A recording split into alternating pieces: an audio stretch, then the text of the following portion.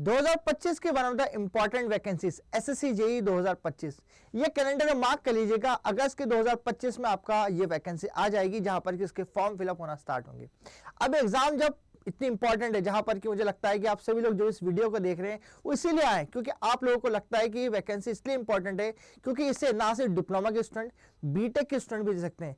इसके थ्रू आपको central government की वैकेंसीज आपको मिल सकती है जहां पर कि इंपॉर्टेंट डिपार्टमेंट जैसे कि सीपीडब्ल्यूडी, सीडब्ल्यूडी और बीआरओ जैसी वैकेंसीज आपको मिल सकती है। तो हाँ बच्चों, आप बहुत सही रास्ते के ऊपर है, स्टूडेंट आप बिल्कुल सही रास्ते पे हैं।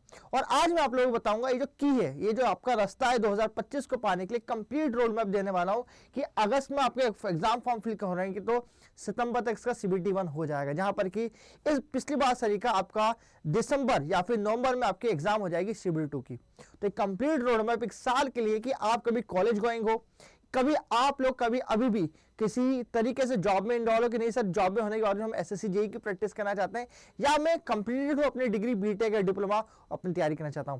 तो स्टार्ट करते हैं इस वीडियो को, आपके एक एक करके सारे सवालों के जवाब, क्यों इंपॉर्टेंट है, क्या करना चाहिए, सारे चीज और क्या क्या कंटेंट मटेरियल लगेगा, सर मुझे क्या क्या चीज मुझे जरूरत पड़ेगी इनिशियल रूप से। तो चलिए स्टार्ट करते हैं हम लोग। तो मुझे सबसे इंपॉर्टेंट बात रहेगी कि सर एसएससी जेई 2025 करने के लिए मुझे क्या इंपॉर्टेंट टिप्स चाहिए। तो आपको मैं की सूत्र दूं, आपको बेसिक कंसेप्ट एंड फैक्ट, बस दो चीजों को ध्यान दीजिएगा। इसी पूरी एसएससी जेई जुड़ी हुई है। आपको कभी बहुत ही गेट तरीके आपको लेंथी आपको न्यूमेरिकल क्वेश्चन सॉल्व नहीं करना है या बहुत ज्यादा डेप्थ में नहीं जाना है किसी टॉपिक की। आपको म्यूचुअल रूप से सिर्फ फैक्ट रूप में ध्यान रखना है और कंसेप्ट की इसके पीछे का कंसेप्ट क्या है। कभी आप इस तरह के एस्पिरेंट है जो इस चीज को क्रैक कर सकते हैं तो ये एग्जाम आपके लिए बनी है, क्योंकि इससे सिंपल पेपर कहीं नहीं बन सकता है। बहुत ही एक्सपर्टली बोल सकते हैं आपके, क्योंकि हर बार क्वेश्चन रिपीट आता है। तो ये बहुत ही अच्छी एग्जाम होती है। मगर सब इतनी सिंपल एग्जाम है तो बहुत ही हर कोई एग्जाम क्रैक करता है नहीं बच्चों। Only 10% of student can crack the exam, जिस कारण की one of the toughest exam में से एक भी हो जाती है इंजीनियरिंग की हम लोग बात करें। और यही बच्चों को क्या करती है, आपस में जील देती है कि नहीं एग्जाम को क्रैक करना है। जहां पर कि ये दो पार्ट में हमारे पास एग्जाम होती है बच्चों, सीबीटी 1 एंड सीबीटी 2, मतलब इसके दो पार्ट में आपके कंप्यूटर बेस्ड टेस्ट होते हैं। इस एग्जाम पैटर्न की बात करें तो पेपर 1 होता है मेरे पास में, जहां पर कि हम बात करते हैं इस पेपर को निकालने के बावजूद हमारा सीबीटी 2 के अंदर जाते हैं मेरे पास में। इतना हम कह सकते हैं आपकी क्वालिफाइंग जो एग्जाम है मेरे पास में वो कौन सी है, क्वालिफाइंग एग्जाम मेरे पास में आपकी सीबीटी 2 है मेरे पास में आपकी, ठीक है। इसको क्वालिफाई करके ही आपके पास में मेन आपके पास में क्या आएगी, आपकी जॉब मिलेगी आप लोगों को।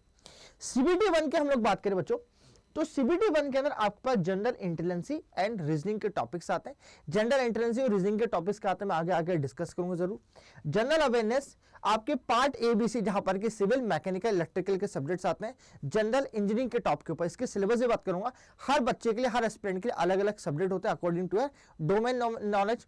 तो सीबीटी 1 के अंदर आपके 3 पार्ट के आपके पॉइंट्स होते हैं। 50 क्वेश्चन 50 मार्क्स मेरे पास होते हैं। फर्स्ट पार्ट जनरल इंटेलिजेंसी और रीजनिंग का, सेकंड पार्ट जनरल अवेयरनेस का होता है 50 क्वेश्चन 50 मार्क्स, और थर्ड पार्ट होता है आपके सीबीटी 1 का, जो कि हम बात करें जिसको कंप्लीट होने के बाद इसका कट ऑफ कंप्लीट होने के बाद ही आप आपके सीबीटी 2 दे पाओगे मेरे पास में, that is 100 question 100 marks. It means आपको आपके टेक्निकल कॉन्सेप्ट को बहुत ही डेप्थ में जाना पड़ेगा। इट मींस आपके कॉन्सेप्ट को क्लियर रखना पड़ेगा, जो कि 2 आवर्स का हो जाएगा। अब जो सीबीटी 1 है मेरे पास में, यहां पर ध्यान दीजिएगा 0.25 मतलब 1/4 के आपके पास में नेगेटिव मार्क्सिंग रहेगी मेरे पास में। इट मींस कहीं पर भी आप तुक्का नहीं मार सकते इस पर्टिकुलर टॉपिक्स के ऊपर। मगर हाँ, इसका पेपर थोड़ा सा सिंपल बनता है। और कई बच्चे बात करो कि मुझे किस पर्टिकुलर पॉइंट पे सबसे ज्यादा मुझे चाहिए, तो इसका कट ऑफ क्या जाता है। तो आगे आके मैं आपको बात करूंगा कि 2024 का जो कट ऑफ गया था ये 140 अप्रोक्सीमेट इसका कट ऑफ गया था मेरे पास में। तो इसके 140 150 अक्रॉस का अप्रोक्सीमेट कट ऑफ जाता है। तो इस कट ऑफ को पार करने में बच्चों कहते हैं कि आप इसके नॉन टेक्निकल पे इनिशियली पार्ट 1 के ना सीबीटी 1 को आप क्वालिफाइंग करने के लिए मुझे आपके नॉन टेक्निकल पे ज्यादा ध्यान दो, क्योंकि इसको करे बगैर जहां पर कि आपका मिनिमम आपका 100 में से 80 मार्क्स आपको यहां लाने पड़ेंगे। जब तक ये मार्क्स यहां से नहीं लाओगे आप नीचे का कवरेज नहीं कर पाओगे। और 100 में से आप मान के चलिए आप मैक्सिमम रूप से आप 70 मार्क्स यहां पर ला सकते हो। टेक्निकल इतना इजी बनता है तो मिनिमम आपको यहाँ पर 70 मार्क्स यहां पर लाने पड़ेंगे फॉर क्रैकिंग ऑफ सीबीटी 1। और कैसे क्या करेंगे उसका तरीका मैं आपको बताऊंगा। सीबीटी 2 जिसका आज की तारीख में बात, क्योंकि सीबीटी 1 और सीबीटी 2 को मिलकर एक ओवरऑल आपके पास क्या मिलता है, आपका कट ऑफ बनता है मेरे पास में, ठीक है। अब ये जो कट ऑफ मेरे पास ओवरऑल बनेगा मेरे पास में, ये कितने मार्क्स का होगा, 300 मार्क्स का होगा। 300 प्लस 200 मार्क्स का सीबीटी 500 मार्क्स का टोटल मेरा एसएससी जेई होता है मेरे पास में। इस 500 मार्क्स के अंदर आपको टोटल मार्क्स दिए जाते हैं कि आपके कितने मार्क्स है ओवरऑल एसएससी जेई देने के बाद में।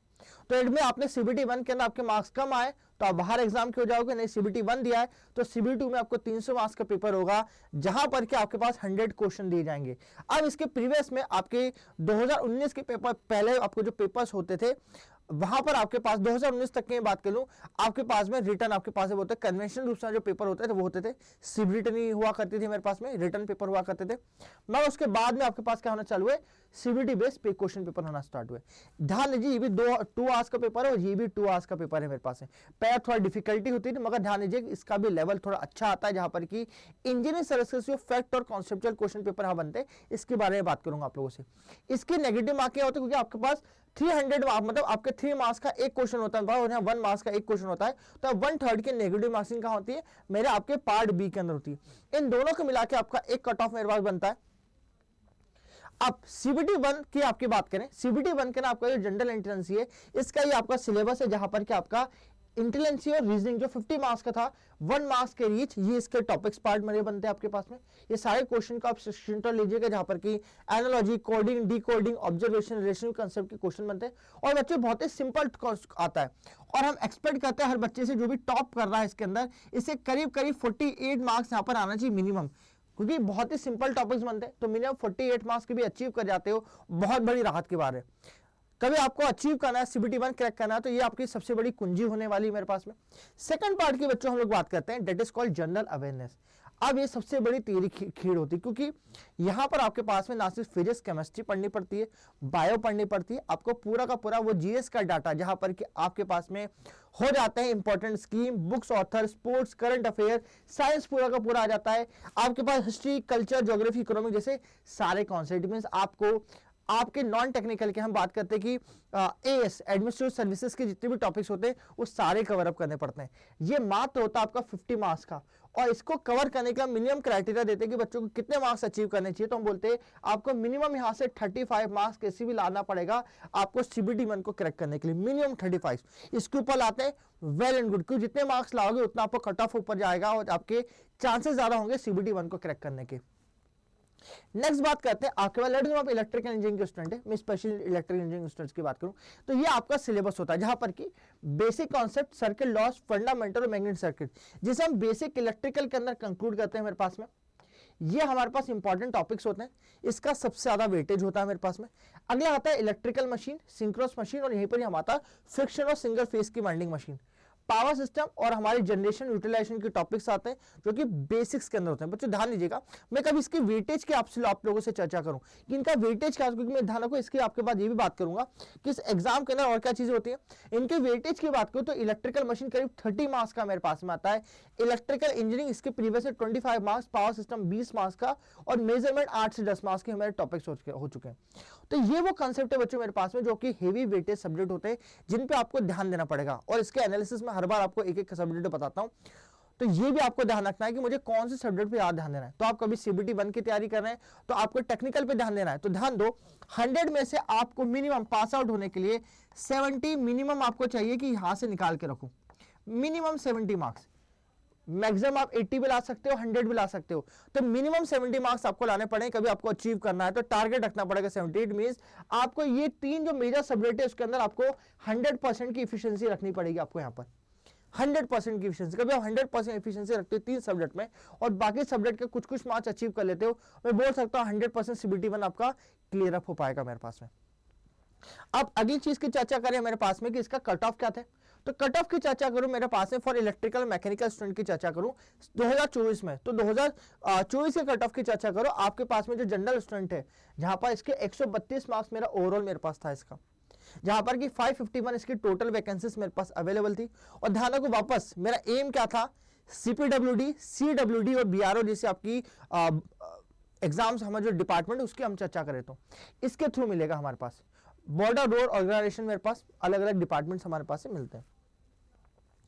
अब ये एग्जाम को क्लियर करने सबसे पहले मुझे मटेरियल का चाहिए। अब ये बात होगी सर मैंने आपने बहुत सारी बातें कर दी, ये तो बताओ कि इन सब चीजों को करने के लिए सर मटेरियल का रिक्वायर्ड होगा। तो मटेरियल के सबसे पहले रिक्वायर्ड होगा आपकी बुक्स। पहली बुक्स वो चाहिए होगी जहां से आप एमसीक्यू टेस्ट कर सकें। तो बच्चों मैं हर बार ये कहता हूं कि आपके एसएससी जेईई के जितने क्वेश्चंस हैं वो रिपीट होते हैं, तो आपको सॉल्व प्रीवियस ईयर के एसएससी जेईई के प्रीवियस ईयर क्वेश्चन पेपर चाहिए जो कि एटलीस्ट आपके 20 ईयर्स के हों। 10 to 20 ईयर्स का जितना डाटा आपको क्वेश्चन पेपर मिल जाए, आपको सब दूर मिल जाएगा, ऑब्वियसली मिल जाएगा। वो डाटा लिखो कि पेपर एसएससी जेईई अपने क्वेश्चन पेपर को रिलीज कर देता है पुराने पेपर्स को, वो कोई दिक्कत वाली बात नहीं है। आप कभी इसको देखना भी चाहते हैं तो हमारे ऑलरेडी सोल्ड एक तरह की बुक्स और हमारे पास में ऑनलाइन का आपका टेस्ट सीरीज अवेलेबल है। हम कहां पर Adda27 पे, वहां से आप अवेल कर सकते हैं। आप एसएससी जेईई के PYQ पेपर्स, सबसे पहले आप क्या करेंगे, एक पेपर उठाएंगे एसएससी जेईई का, पहले चेक करो कि आपके पास नॉन टेक्निकल आप कर रहे हो तो कितने क्वेश्चन आ रहे हैं। 200 से एक बार सेटिंग पे देखिए, समझ सको आपके पास में कि मुझे कौन सी मेजर टॉपिक में दिक्कतें आ रही, ताकि उनको सुधार सकूं। यही नहीं मालूम पड़ेगा मैं कहां पर कितने पानी में, तो मालूम नहीं पड़ेगा। तो एक पेपर उठाओ, उससे मालूम करो। अगली चीज, कई लोग आपको कहेंगे कि स्टेट जेईई के पेपर को सॉल्व करो, तो स्टेट जेईई के पेपर को इसलिए सॉल्व करने कहते हैं, आपको वो आगे की चर्चा करते हैं। मैं कभी बच्चों को मना कर देता हूं, कहीं वो CBT 1 के लिए कभी जेईई के पेपर तैयारी कर रहे हैं, स्टेट जेईई के, बिल्कुल मना करता हूं, क्योंकि एई के पेपर जो असिस्टेंट इंजीनियर के पेपर होते हैं वहां न्यूमेरिकल ज्यादा होता है।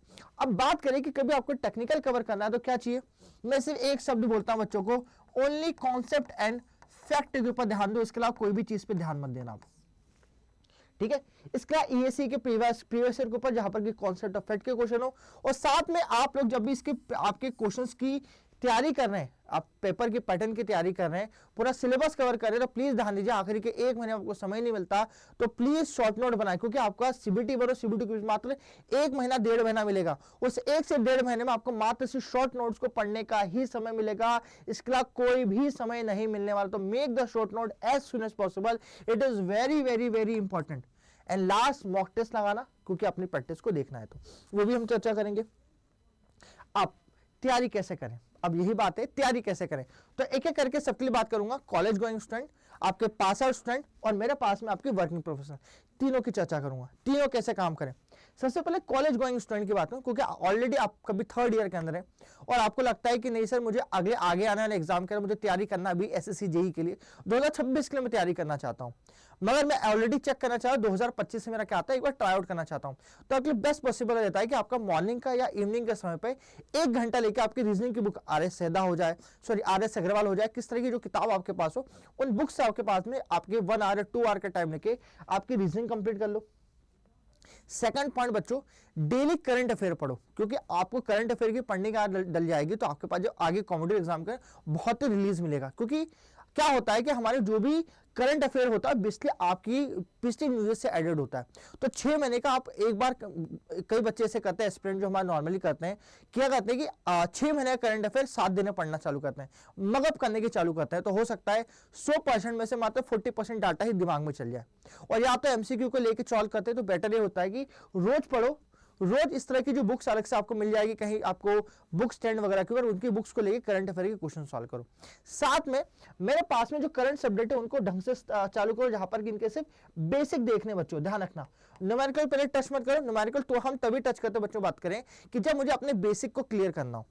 आप पास अभी बेसिक क्लियर करने का बहुत समय, पहले कॉपी लो, पेन लो, जो भी पढ़ रहे हो उसके नोट्स बनाओ, एक एक चीज को लिखो, और आपका सब्जेक्ट कंप्लीट होता है तो उसके साथ में मॉक टेस्ट देना चालू करो और साथ में PYQs को देना स्टार्ट करो, ठीक है। तो एक करंट सब्जेक्ट भी साथ में, और आपके पास में एडिशनल सब्जेक्ट उठा लो जो आपको लगता है कि नहीं सर अगले सेमेस्टर में काम आएगा, उसको उठा लो। तो 1+1 की आपके यहाँ पर स्टेबिलिटी रहेगी, ठीक है, ये आप लोग कर सकते हैं।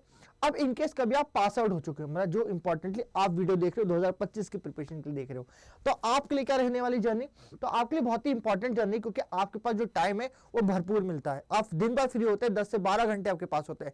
तो आपके क्या टाइम है, सेम 1 आवर का रीजनिंग उठाओ। 1 आवर का रीजनिंग सफिशिएंट होता है किसी बच्चे के लिए, क्योंकि रीजनिंग एक तरह की आपकी मेंटल ट्रेनिंग भी करता है आपके पास, जो कि आपको लॉजिकल रूप से आपके जो क्वेश्चंस है, जहां आप न्यूमेरिकल सॉल्व करते हैं या फिर कोई क्वेश्चन को रटने की कोशिश करते हैं, उसकी लॉजिक बनाने में काम आता है। इसलिए लॉजिकल रीजनिंग सुबह मॉर्निंग में करना बहुत बेटर है। अब बात करें जीएस और PYQs को कैसे करूं मेरे पास में, तो जीएस की बात करूं, जनरल साइंस की बात करूं, सबसे इंपॉर्टेंट है। तो बच्चों को कहता हूं कि आप अपने करंट अफेयर का टाइम अलग रखो, आधा घंटा 45 मिनट्स अलग रखो, जहां पर कि पिंक एम जैसे हमारी वाईटी पेज पढ़ाते हैं तो उनके करंट अफेयर रेगुलर जाओ, 1 घंटा 1.5x पे करो, या फिर रेगुलर पढ़ना हो तो लाइव वाईटी पे पढ़ो। और साथ में मेरे पास जनरल स्टडीज का एक आप पर्टिकुलरली कोर्स ले लें, या फिर खुद की जो बुक्स आपको पढ़ने की इच्छा होती है तो बुक से आप करंट अफेयर को कंप्लीट करना स्टार्ट, क्योंकि 6 मंथ का टाइम है, आराम से टाइम है, आप हल्के हल्के ध्यान दीजिए, खुद के नोट्स एक पेज से बनाए, फुल डिटेल नोट से बनाते हैं, 1 लाइन के क्वेश्चन से बात करें कि क्या क्या इंपॉर्टेंट पॉइंट्स है। आप क्योंकि बना लिए, पढ़ भी लिया, अब हर ध्यान दीजिए, हर दिन आपको जरूरत पड़ेगी कि छोटे छोटे उनके पीवाईक्यू जो क्वेश्चन पेपर्स हैं उनको जिससे एसएससी जेई से सॉल्व करें मेरे पास, ताकि मालूम पड़ेगा सर किस तरह के पैटर्न के क्वेश्चन पेपर मेरे पास बन रहे हैं मेरे पास में। ठीक है, तो एक करंट अफेयर भी डेली करेंगे और ये भी करेंगे। अब मेरे पास यहाँ पर 3 घंटे करीब आपके कंप्लीट हो जाएंगे। अब मेरे पास बचेगा कितने, आपके सब्जेक्ट वाइज नॉलेज की बात करो तो बच्चों को हंस में कहता हूं कि 3 सब्जेक्ट ऐसा में उठाओ। 3 सब्जेक्ट क्यों उठाने को कहता हूं, क्योंकि हर बार कभी एक ही सब्जेक्ट उठाते और बच्चा बोर हो जाता है।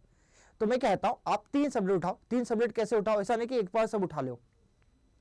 मैंने 3 सब्जेक्ट आपको मेजरली कहा है मेरे पास में, 3 में से 2 मेजर सब्जेक्ट उठाओ। या तो उसको आप इस तरह से पार्टीशन कर लोगे सर, 3+3 का पार्टीशन करोगे, 3 दिन एक मेरे सर, फिर 3 दिन एक सब्जेक्ट, या फिर 4-4 घंटे के ऑब्लिगेशन के अंदर उठाओ कि 4 घंटे उसको उठा ले, फिर 4 घंटे उसको उठा ले मेरे पास में। तो आपके 2 सब्जेक्ट एक साथ पैरेलल में चलेंगे, आपको मालूम नहीं पड़ेगा किस तरह का आपका टाइम नहीं बीत रहा मेरे पास में, और टाइम भी बीत जाएगा। और ध्यान रखे इसके अंदर आपको शॉर्ट नोट भी साथ में बनाते रहना है। अब मैंने कहा 1 सब्जेक्ट एक्स्ट्रा कौन उठाओगे, फिर 1 सब्जेक्ट के अंदर आप कोई भी छोटा सब्जेक्ट यूटिलाइजेशन जैसा सब्जेक्ट उठाओगे मेरे पास में, क्योंकि जल्दी कंप्लीट हो जाता है मेरे पास में, और जल्दी कंप्लीट हो जाएगा तो आपको क्या मिलेगी, पॉजिटिव मिलेगी, नहीं सर मेरा सब्जेक्ट भी कंप्लीट हो रहा है। तो साथ में उसके क्या करोगे, प्रीवियस ईयर के क्वेश्चन पेपर उठाओगे जो कि प्रीवियस बता आपके पास में, और ये क्या करोगे, एक हफ्ते में जब पूरा सब्जेक्ट कंप्लीट हो जाएगा, हर दिन पीवाईक्यू लगाने, मगर एक दिन बैठोगे पूरा मॉक टेस्ट, 3 घंटे का मॉक टेस्ट लगाओगे, जहां पर कि आपको नहीं आता कोई फर्क नहीं पड़ता, कोई भी डिसअपॉइंटमेंट होने की जरूरत नहीं, आप मॉक टेस्ट लगाओगे और आराम से शांति से क्वेश्चन पेपर को कंप्लीट करोगे मेरे पास। जो भी आता है फिर अगले दिन उसको रिवाइज करोगे, नहीं सर मुझे टॉपिक मैंने पढ़ा था मगर आया क्यों नहीं, वापस जाओगे रिवाइज करोगे। तो रिवीजन के लिए क्या होगा, आपके शॉर्ट नोट्स काम देंगे मेरे पास में। इन केस कभी आप लोग वर्किंग प्रोफेशनल्स हैं, वर्किंग प्रोफेशनल आपके पास 4 घंटे से टाइम नहीं मिलता है, तो मस्त आपके लिए प्लान है कि 2 सब्जेक्ट एट टाइम उठाओ, एक भारी सब्जेक्ट एक हल्का सब्जेक्ट। भारी में इलेक्ट्रिकल मशीन और साथ में यूटिलाइजेशन, या इलेक्ट्रिकल मशीन या आपका मेजरमेंट जैसा सब्जेक्ट अकॉर्डिंग टू वेटेज उठा सकते हो। आपको कितना समय देना है, आपको बेसिकली 3 आवर का समय देना है। इसके लिए आपको 2+1 के आप टॉपिक ले सकते हो, 2 आवर प्लस 1 आवर का ले सकते हो मेरे पास टॉपिक। और आपको ये करना है कि हर अल्टरनेट डेज के अंदर इसके अंदर आपके पीवाईक्यूज के या फिर एमसीक्यूज आपको यहाँ पर लगाने हैं डेली, उसके बगैर आप नहीं चलोगे। और कभी आपसे बोले सर रीजनिंग और करंट अफेयर, क्या करंट अफेयर आपकी इच्छा हो तो डेली कुछ बुक्स उठा लो हर 1 या 2 दिन के अंदर, ताकि आपको हल्का हल्का रीड, क्योंकि 6 महीने की प्रैक्टिस हुई, कंसिस्टेंसी बहुत इंपॉर्टेंट है आपकी एसएससी जेईई को क्लियर करने के लिए। और 1 घंटा रीजनिंग, ताकि आपकी कंसिस्टेंसी, क्योंकि आखिरी के 1 दिन में आके हो सकता है आपने क्वेश्चन बहुत अच्छी अचीव कर लियो, मगर लगातार करते रहोगे तो आप भूलोगे नहीं, अलग से आपको एक साथ बैठे क्वेश्चन करने की जरूरत नहीं करनी पड़ेगी। तो ये प्रिपरेशन प्लानिंग रहेगी आपकी ओवरऑल सिस्टम के लिए। और कभी आप लोग शेड्यूल तक पहुंच जाते हैं, मेंस की तैयारी करना चालू कर देते हो, जहां आपके 100 क्वेश्चन 300 मार्क्स के होते हैं, 2 आवर का पेपर होता है, 3 मार्क्स और नेगेटिव मार्क्सिंग होती है। तो इस तरह के आपके क्वेश्चंस बनते हैं, direct data type, statement type, numerical type, assertion type और ट्रू एंड फॉल्स के क्वेश्चन मिलते हैं, जिसकी तैयारी बहुत ही डिफरेंट होती है, जो कि नेक्स्ट टाइम जब भी आप लोग सीबीटी 2 की प्रिपरेशन करेंगे तब मैं आपको अलग से बताऊंगा। मगर अभी सीबीटी 1 पे फोकस करें इन्हीं चीज को लेके। आप लोग कुछ और भी आपके डाउट्स हो मुझे कमेंट बॉक्स में जरूर लिखेगा। आपको वीडियो पसंद आए तो लाइक करेंगे, शेयर करेंगे और सब्सक्राइब करेंगे इंजीनियरिंग अड्डा 24/7 को। Thank you so much friends.